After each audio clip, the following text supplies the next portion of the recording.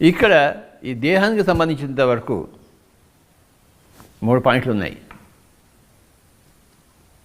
దేహానికి ఆహారానికి సంబంధం. 100కి 100 పాళ్ళు దేహానికి ఆహారానికి సంబంధం ఉంది. 100కి 1000 పాళ్ళు.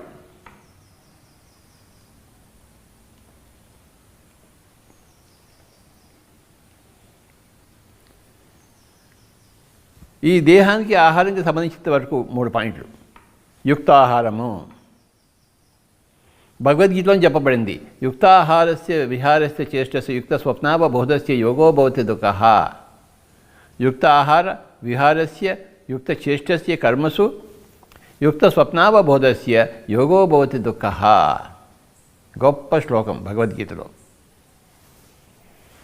యుక్తమైన ఆహారము, యుక్తమైన విహారము, యుక్తమైన చేష్టలు, యుక్తమైన స్వప్నము, యుక్తమైన జ్ఞానము, ఆత్మజ్ఞానము, దీనివల్ల ఈ యుక్త యోగం వల్ల దుఃఖం హరిస్తుంది నాయన అని చెప్పాడు భగవాన్ కృష్ణుడు భగవాన్ అర్జునుడితో.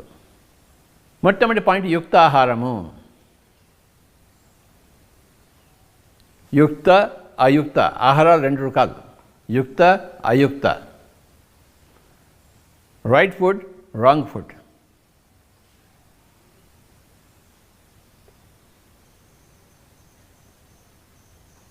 ఇంకోసారి తెలుసుకుందాం భగవద్గీత శ్లోకం. యుక్తాహార విహారస్య యుక్త చేష్టస్య కర్మసు యుక్త స్వప్నావబోధస్య యోగో భవతి దుఃఖః.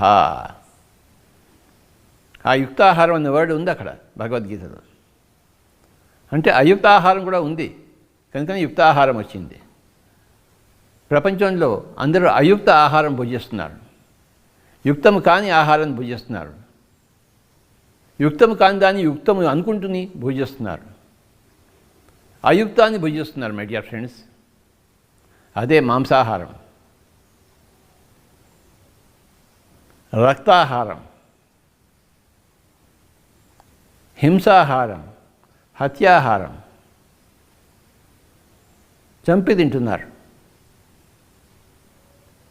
జంతు కళేబరాల్ని పొట్టలో పెట్టుకుంటున్నారు.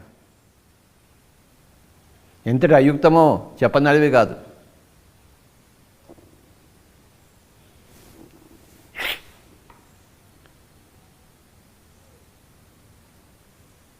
కనుకనే మాంసాహారం నిషిద్ధము గుడ్డుతో సహా.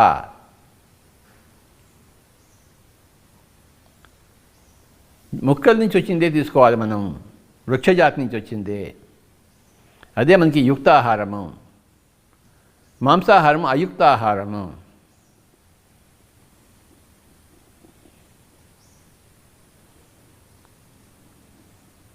ఫస్ట్ పాయింట్ యుక్తాహారంలోకి రావాలి. అయుక్తాహారంలో ఉన్నాము, అక్కడి నుంచి యుక్తాహారంలో రావాలి.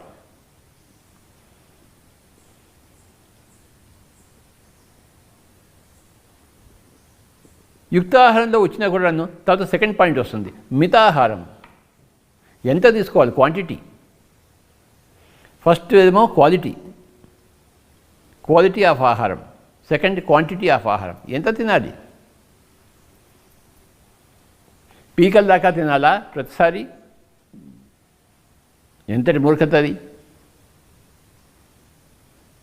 కడుపులోని ఆకలి సగం తీరేంత వరకు మనం తినాలి.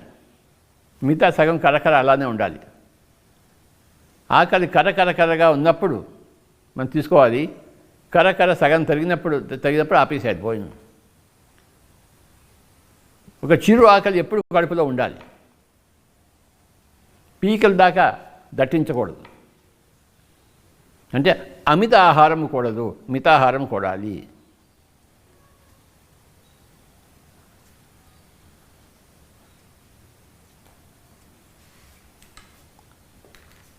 అందరూ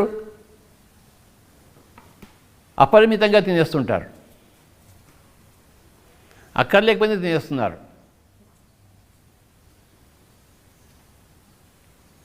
మితంగా తినాలి, పరిమితంగా తినాలి, అవసరమైనది తినాలి, అవసరమైనప్పుడే తినాలి, పూర్తిగా ఆకలి ఉన్నప్పుడే తినాలి, ఆకలి లేనప్పుడు తినకూడదు. ఎంత తినాలి, ఏ సమయంలో తినాలి, ఇదంతా కూడా మితాహారానికి దగ్గరికి వస్తుంది.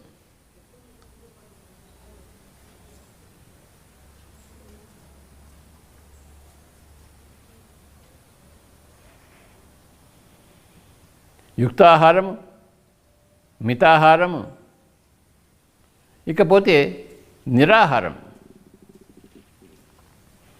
మహాత్మా గాంధీజీ వారానికి ఒకరోజు ఏమీ తినేవారు కాదు.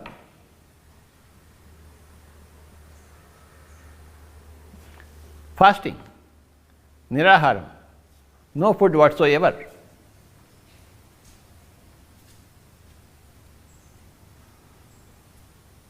ఆయన చేయగలిగినప్పుడు మనం ఎందుకు చేయలేదు? మన దృష్టి పెట్టలేదు అంతే. ఏం చేయాలో ఏం చేయకూడదో మనం తెలుసుకోలేదు. వారానికి ఒకరోజు ఖచ్చితంగా నిరాహారంలో ఉండాలి. వారానికి 7 రోజులు తింటూనే ఉంటామేమిటి? అవసరం ఏమిటి? నో.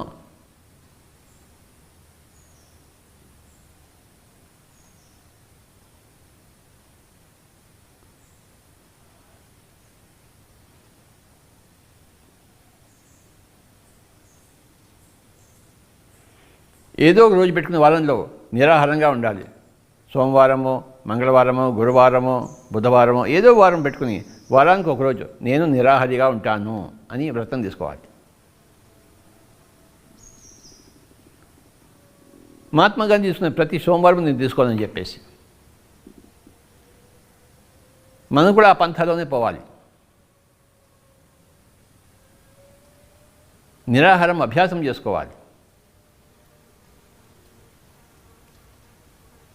యుక్తాహారము, మితాహారము, నిరాహారం. మై డియర్ ఫ్రెండ్స్, 3 పాయింట్లు ఉన్నాయి ఆహారం విషయంలో.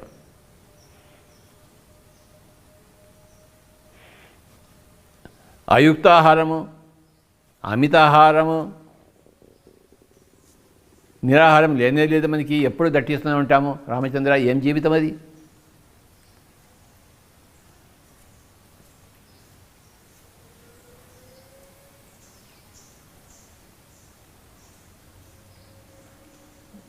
జంతువులలాగా మనం మేస్తూనే ఉంటామేంటి?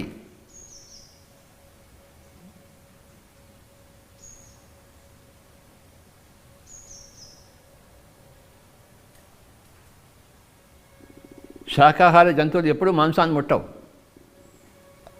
అది అయుక్తాహారం. ఒక ఏనుగుకి, ఒక ఆవుకి. మానవుడు కూడా శాకాహారే, సస్యాహారే, హెర్బివరస్, నాట్ కార్నివరస్. కనుక యుక్తమైన ఆహారము మానవుడికి శాకాహారమే, సస్యాహారమే. మన శరీరము మాంసాహారానికి ఉపయుక్తంగా లేదు. బయోలాజికల్ సైంటిస్ట్ని ఎవరికి నేను అడిగినా చెప్తారు ఈ పాయింట్.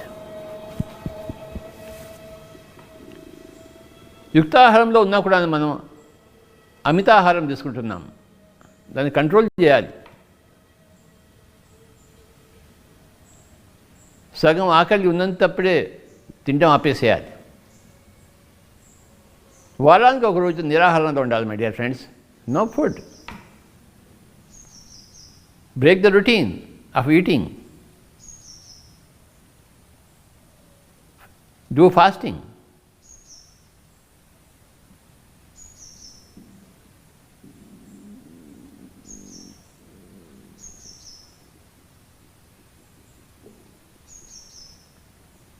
ఈ ఫాస్టింగ్ ఏమంటారంటే లంఘనము అంటారు. No eating.